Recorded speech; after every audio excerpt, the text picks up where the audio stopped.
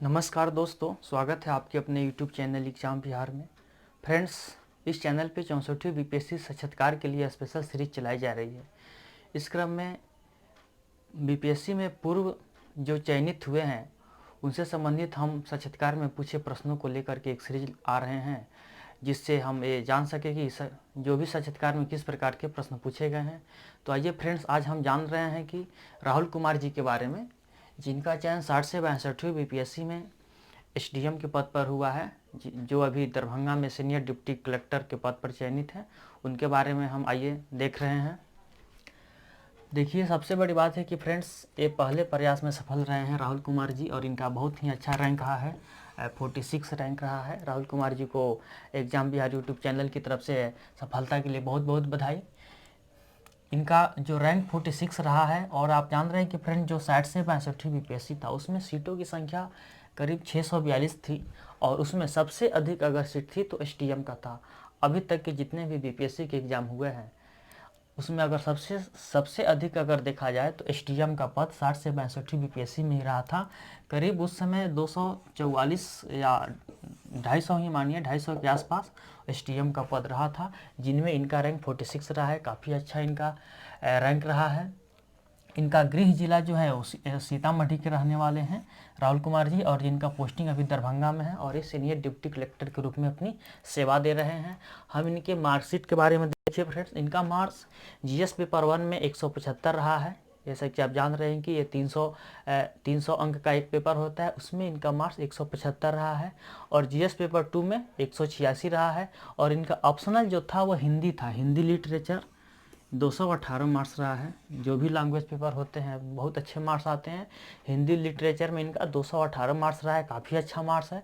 और इंटरव्यू में भी इनका 75, ये भी अच्छा मार्क्स है।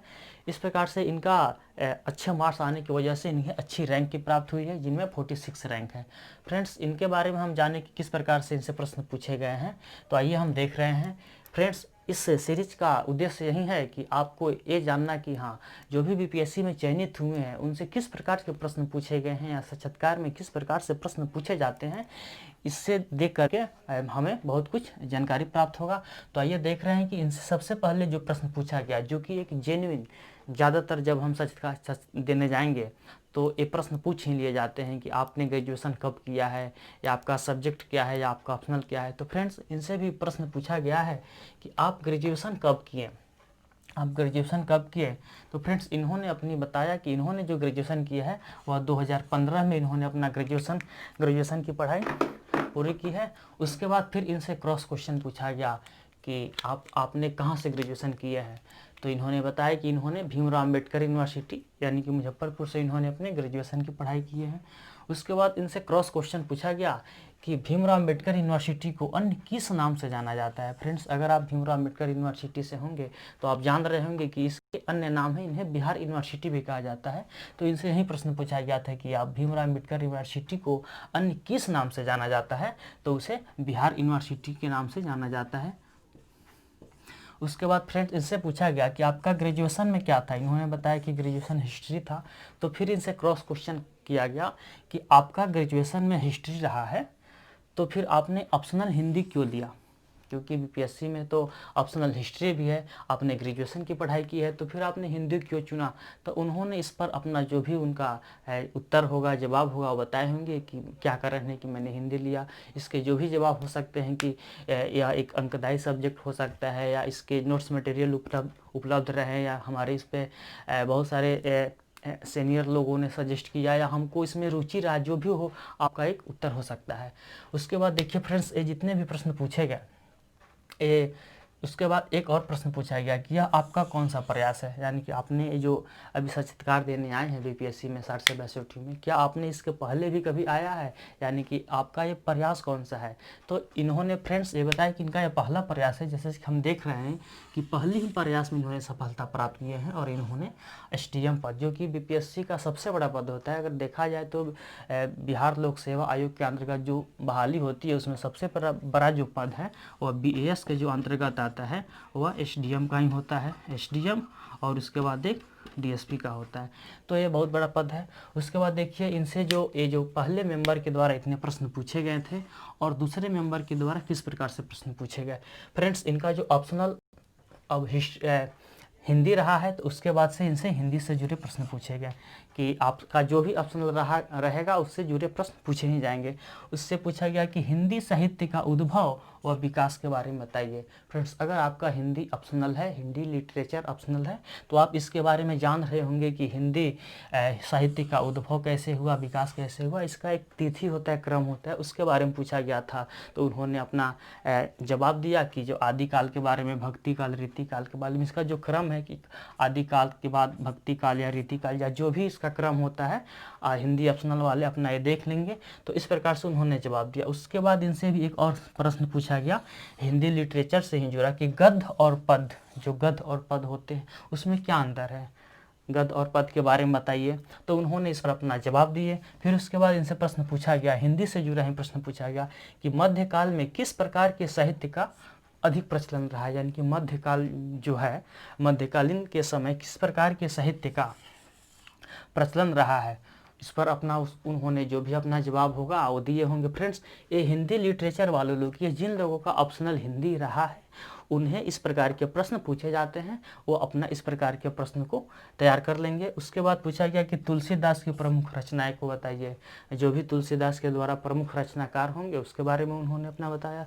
फ्रेंड्स, ये जो थे ये सेकेंड मेंबर के द्वारा पूछा गया, यानी कि पहले मेंबर के द्वारा, ये सेकेंड मेंबर के द्वारा। अब तीसरे मेंबर के द्वारा पूछा गया कि कुछ समसामयिक या उस समय जो भी बिहार से जुड़े होते हैं उनसे प्रश्न पूछ लिए जाते हैं कि बिहार की योजना के बारे में या बिहार से जुड़े जो भी समसामयिक है।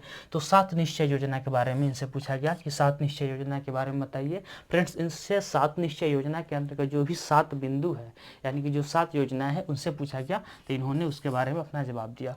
उसके बाद इनसे पूछा गया मनरेगा, ये भी काफ़ी चर्चा का विषय रहा है। और फ्रेंड्स, हम बता दें कि 7 निश्चय योजना के बारे में इस बार भी प्रश्न पूछे जाने की बहुत अधिक संभावना है, क्योंकि जल जीवन हरियाली हो गया, 7 निश्चय योजना हो गया, मनरेगा, या अभी भी चर्चा में है। अभी जिस प्रकार से प्रवासियों को रोजगार दिया जा रहा है मनरेगा के तहत, और जल जीवन हरियाली को मनरेगा से जोड़ के कार्य किया जा रहा है। तो इस फ्रेंड्स, 7 निश्चय योजना, मनरेगा और जल जीवन हरियाली है, ये जो 3 पॉइंट से बहुत ही महत्वपूर्ण है। और फ्रेंड्स, इससे जुड़े वीडियो आप देख सकते हैं, प्लेलिस्ट में है या इसके नीचे लिंक दिए होंगे, आप वहां से जाके देख सकते हैं। ये 7 निश्चय योजना, मनरेगा और जल जीवन हरियाली का वीडियो बना हुआ है, वहाँ पे आप जाके देख सकते हैं। तो इनसे पूछा गया कि मनरेगा बिहार में रोजगार देने में कहाँ तक सफल रहा है, यानी कि मनरेगा के तहत रोजगार दिए जाते हैं, जॉब कार्ड बनाए जाते हैं, उन्हें रोजगार दिए जाते हैं। तो जैसे कि इस बार जो मनरेगा की जो मजदूरी दर है उसको बढ़ा दिया गया है, 182 रुपया से बढ़ा करके 202 रुपया कर दिया गया है। या जो भी प्रवासी आ रहे हैं, जो भी बिहार के जो दूसरे राज्यों में फंसे थे, उनके घर वापसी हो रही है, तो उनको मनरेगा के तहत फिर उनके जॉब कार्ड बनाए जा रहे हैं, उन्हें रोजगार दिए जा रहे हैं। तो किस प्रकार से जो है सो कि मनरेगा बिहार में रोजगार देने में सफल रहा है, तो इस बार भी आप प्रश्न पूछे जाने की काफ़ी संभावना है। उसके बाद देखिए फ्रेंड्स, ये अब प्रश्न जो पूछा गया इनके जॉब चॉइस के बारे में, कि जब हम इंटरव्यू देने आप जाइएगा तो आपको एक फॉर्म फिल करने होते हैं, उसमें कुछ चूज करने होते हैं कि आपका पहला क्या है। जैसे कि इनका पहला BAS था, BAS में आपको SDM हो गया, फिर उसके बाद किसी का DSP होता है, उसके बाद किसी का RO। इस प्रकार से आप अपने एक क्रम को भरते हैं। तो इन्होंने अपना जो जॉब चॉइस को रखा था वो BAS रखा था। तो इनसे प्रश्न पूछा गया कि आपका जो पहला चॉइस है वो SDM है, यानी कि BPS क्यों नहीं, यानी कि BAS का मतलब बिहार प्रशासनिक सेवा होता है और BPS यानी कि बिहार पुलिस सेवा। तो इनसे पूछा गया कि आपकी जो पहली चॉइस है वो BAS है, यानी कि बिहार प्रशासनिक सेवा है, बिहार पुलिस सेवा क्यों नहीं है। तो उन्होंने अपना इस पर जो भी जवाब दिए होंगे, क्योंकि ये प्रशासन से जुड़े प्रश्न हैं। और फ्रेंड्स, प्रशासन से जुड़े इंटरव्यू में किस प्रकार से प्रशासन से जुड़े प्रश्न पूछे जाते हैं, जैसे कि आपसे पूछा जाएगा कि आप सिविल सेवा में क्यों आना चाहते हैं या प्रशासन में आना क्यों चाहते हैं। तो फ्रेंड, प्रशासन से जिस प्रकार के प्रश्न पूछे जाते हैं उनसे जुड़े वीडियो बने हुए हैं, आप वहां से देख सकते हैं। जैसे कि पूछा जाएगा कि ज़्यादातर प्रश्न पूछा जाता है कि आप प्रशासन में क्यों आना चाहते हैं, आप सिविल सेवा में क्यों आना चाहते हैं, या आप में वो कौन से गुण है जिसके लिए आपको चुना जाए। तो इस प्रकार से जितने भी प्रश्न हैं तो इस प्रकार के एक वीडियो बना हुआ है, वहाँ से देख सकते हैं। अब आइए फ्रेंड्स देखते हैं कि अगला प्रश्न पूछा गया कि बिहार की प्रमुख समस्या क्या है। तो बिहार की प्रमुख समस्या इससे जुड़े उन्होंने बताया। अगर देखा जाए तो कुछ प्रमुख समस्याओं की बात करें तो बिहार में एक समस्या है कि पलायन की समस्या है, जो अभी चर्चा में है, आप देख रहे हैं। पलायन की समस्या है, यहाँ आपदा की समस्या है। एक ही समय में उत्तर बिहार में बाढ़ तो दक्षिण बिहार में सूखे की समस्या है। फिर यहाँ देखा जाए तो गरीबी भी है और यहाँ बेरोजगारी भी है, फिर अगर देखा जाए तो शिक्षा, क्योंकि शिक्षा के स्तर में देखा जाए तो सबसे नीचे है। तो इस प्रकार से बिहार की समस्या है। इससे जुड़े अन्य भी समस्या हो सकते हैं, आप अपने से उत्तर बना सकते हैं। फ्रेंड्स बिहार से जुड़े जितने भी प्रकार की समस्या है इससे जुड़े भी वीडियो दे सकते हैं। और ये फ्रेंड्स बात करते हैं कि 64वीं बीपीएससी में आखिर एसटीएम का सीट कितना है। तो 64वीं बीपीएससी में भी 28 पद है। आप देखिए यहाँ पे सामान्य श्रेणी के 14 है, अनुसूचित जाति के 4 है, अत्यंत पिछड़ा वर्ग के 5 है और बीसी के लिए 4 है और बीसीएल के लिए 1 है। यानी कि कुल मिलाकर देखा जाए तो 28 पद है। एसटीएम के पद 28 पद ही बहुत ज़्यादा होते हैं, क्योंकि बीपीएससी के तहत ये सबसे बड़ा पद होता है। तो इस प्रकार से फ्रेंड्स हमने देखा कि राहुल कुमार जी से किस प्रकार से प्रश्न पूछे गए, चूँकि इसका उद्देश्य था कि हमें ये जानना कि साक्षात्कार में किस प्रकार के प्रश्न पूछे जाते हैं। फ्रेंड्स आप अपने आप को यहाँ पे फिट कीजिए और इससे जुड़े प्रश्न को अपने खुद से तैयार कीजिए और इससे सहायक उत्तर तैयार कीजिए। फ्रेंड्स आप लोगों को ये वीडियो कैसा लगा, अगर अच्छा लगा तो आप कमेंट करके बताइए और इसको लाइक कीजिए, शेयर कीजिए। धन्यवाद।